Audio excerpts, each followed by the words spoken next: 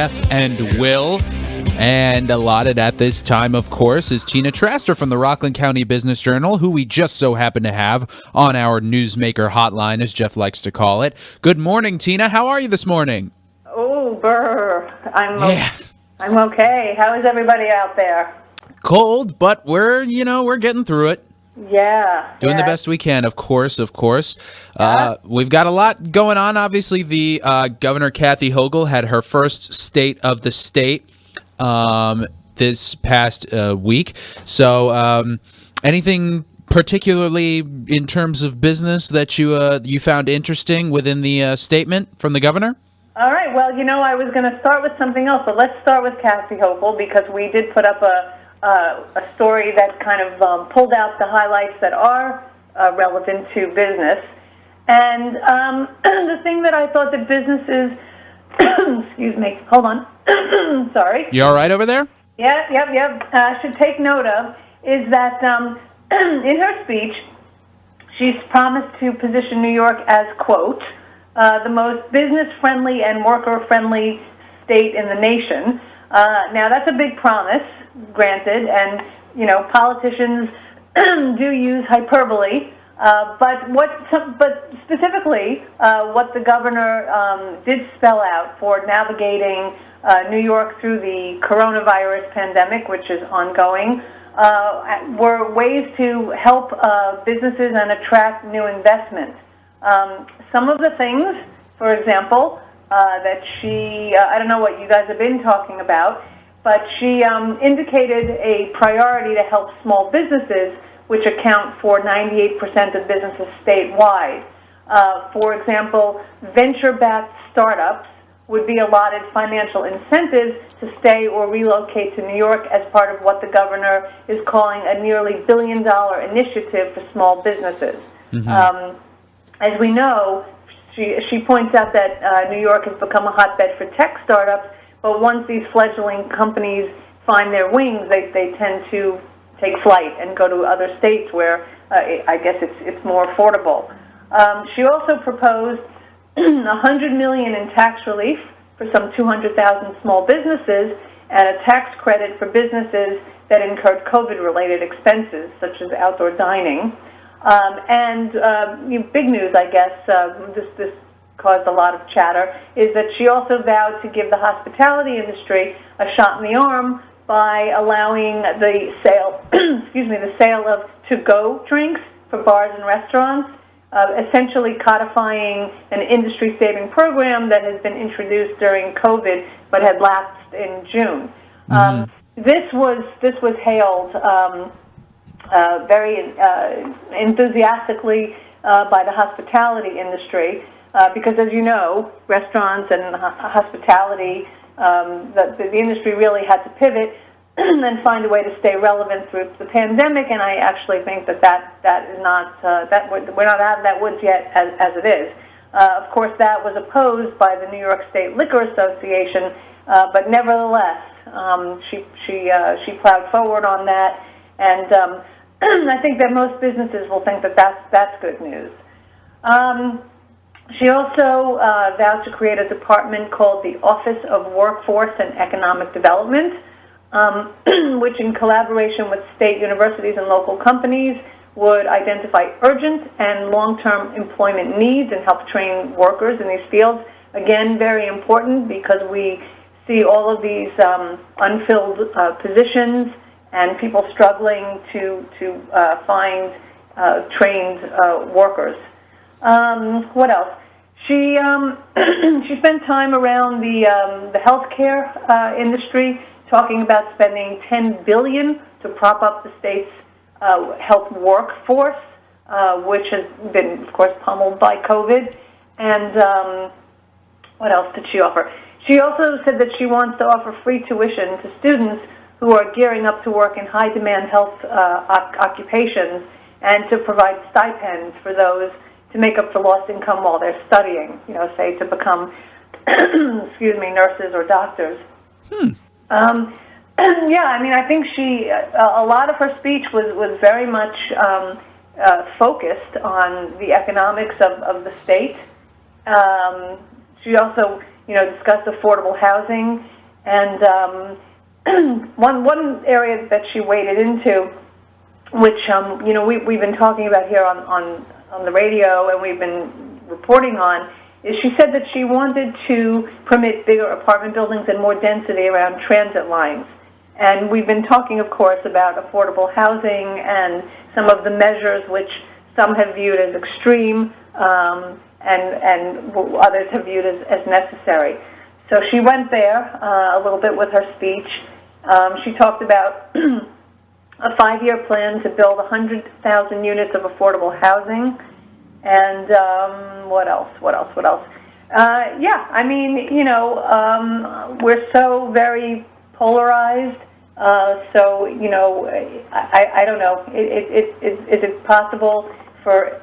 Is it ever possible for to get like a consensus around any politician's promises when they are of one party or the other? I find that to be a little bit worrying about where we are in this nation at this time. But I do think that her plans, indicate an enthusiasm to spur the economy here with a view towards the specific and kind of micro needs of businesses. We're still in the woods with COVID. I think that we have not returned to normal, and normal may never look as normal was. So I think that a lot of her promises are seen through that lens. I would say I don't know if they can be fulfilled, but if we take them at face value, I think that they bode well for the state. So I think it was an encouraging state of the state. What feedback have you had? What have other guests said about it? Well, as a matter of fact, not a lot of people have covered it thus far. No one's really addressed anything in particular off the top of my head that I can think of. If we have some callers that have a particular opinion, they can call in. That have something to do with business, at least they can call in during this segment, or they can call in during our open lines later on. But it does seem pretty optimistic, if she's obviously able to fill in on her promises, of course, which is always, like you said, something to be aware of. They're not, politicians and promises are like two magnets pointing together north. They're both, the north side are pointing at each other, so they can't exactly stick together. But moving on, obviously, the Tor situation has become a big topic on this station. I can tell you that much. Yes. We've had quite a few callers talking about that situation as the president of Tor was arrested and then released on several charges. We have them listed in our top of the hour news break. But yeah, why don't you run us down on your view of the situation? Yeah. This was, I would say, this would be under the heading of the most disturbing news of the week last week, and we were the first to put the story out, I might add. This is a complicated story, and the initial news, I believe, possibly doesn't quite scratch the surface of what this may be about. Let me just say, and your listeners may well know that I'm a very, very big animal lover and advocate, and I know these people at Tor, so I'm going to say that up front. Debbie DiBernardo took on a very tough job and stepped into the president's shoes about 6 years ago at Tor. Tor has, through the decades, continuously been a place of utter chaos. From what I could tell, yeah. I've only been here a little while, but I've heard some things about it.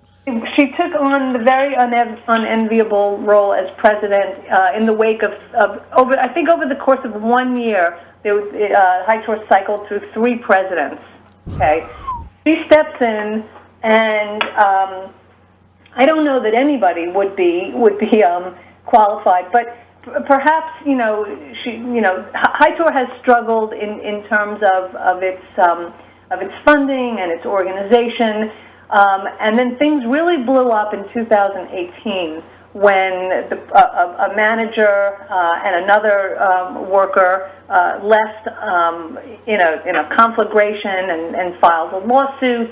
And then what came on the heels of that was a ringworm outbreak, and that led the county to start paying attention a little bit more closely. And many of the animals had to be relocated to a county building temporarily. The long story short is that amid this chaos, a new manager came in.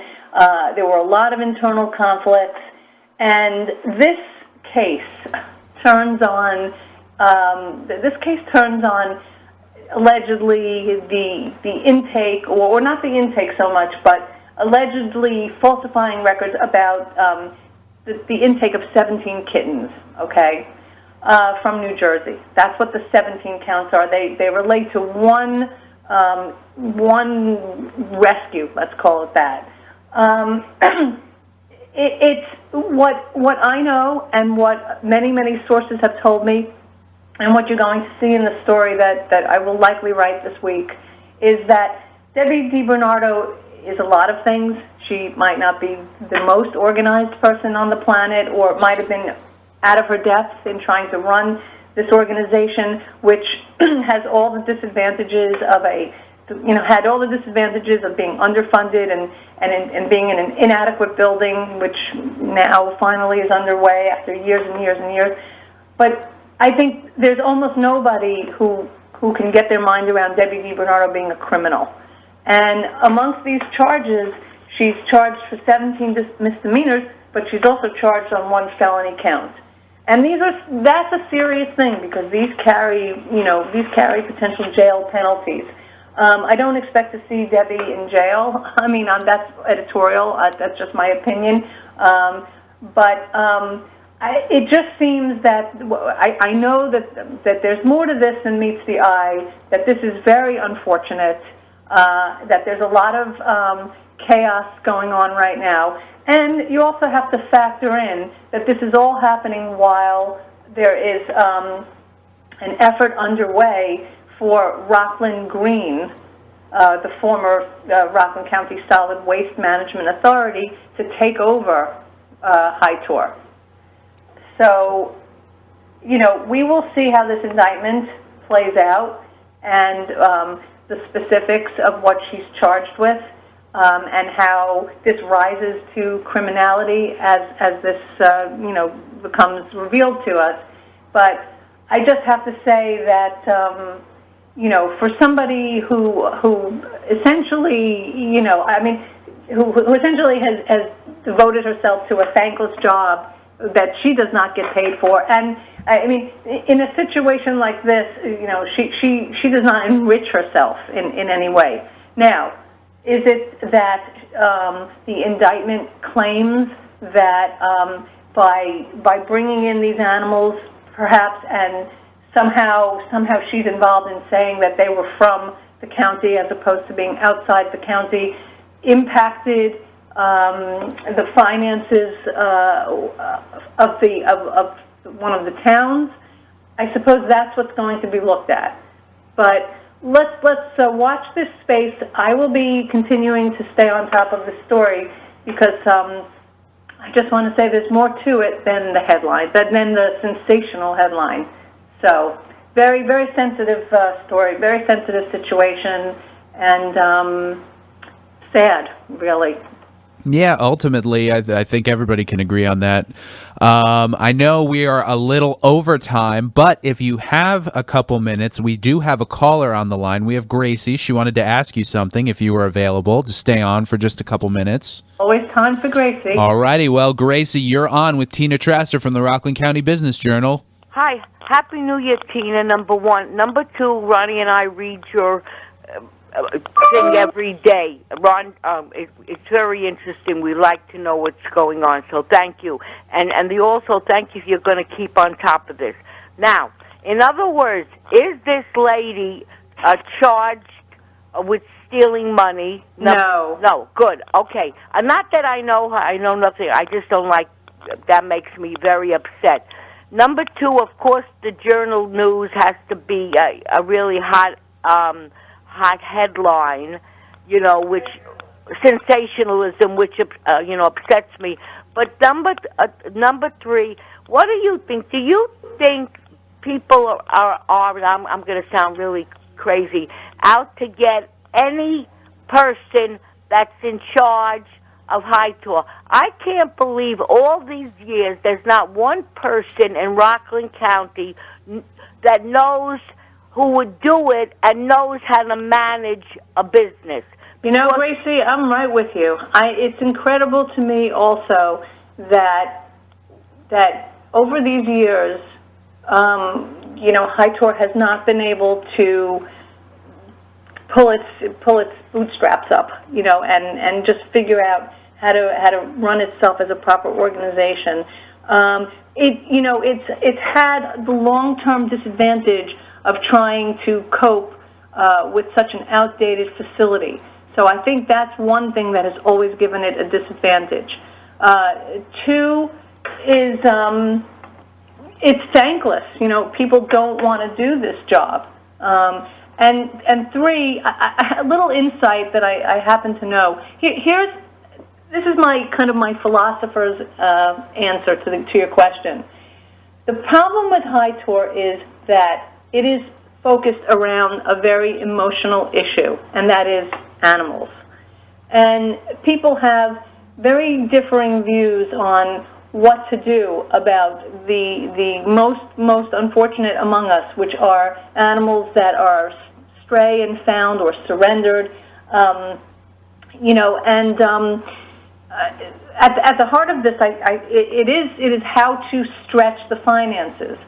So, one thing I can tell you about Debbie DiBernardo is that nobody has gone farther out to make the shelter a no-kill shelter, and to try to save the animals. And I know that there's been dissension inside the ranks amongst the board, amongst the employees, amongst the volunteers. I mean, it's an organization that has been constantly internally at each other's throats. For as long as I've been aware of what is going on the inside, which is a pretty long time, and through Debbie's reign, I know that there's just been constant fighting, friction, tension, and it often boils down to how to stretch the limited funding. Do you save animals? Do you euthanize animals? Do you take the funds and medicalize those sick animals? I really think that because what in its essence Tor is a place about animals, you get people who come to the table who are thinking both with their head and their heart, and it's very, very difficult to run such an organization. It can be done. There are successful shelters certainly in the region and in the nation, but we have not here in Rockland, I would say, benefited for a very long time of having an organization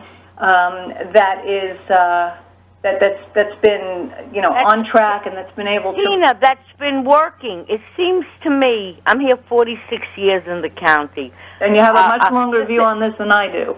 I feel there are too many Indians. Excuse me, I know this isn't politically correct, but I'm 74, so I could say what I want. Okay, so Tor does need a chief to use yes, that metaphor. There are too many Indians and not enough chiefs. That's number one. Number two, I can't believe they can't get some Boy Scouts to do Eagle projects. And I think that they have had that kind of volunteerism, but they need more buildings. I brought beautiful towels and sheets for my brother-in-law. I went 2 weeks later; they were still out in the street, outside in the broken shed. I know. I mean, it's very easy to complain about Tor. The question is, what is the solution? The problem is that it's on county-owned land, that it relies on towns to cough up the fees, which several of them resent doing. There's differing opinion about what to do about our strays, about our feral cats.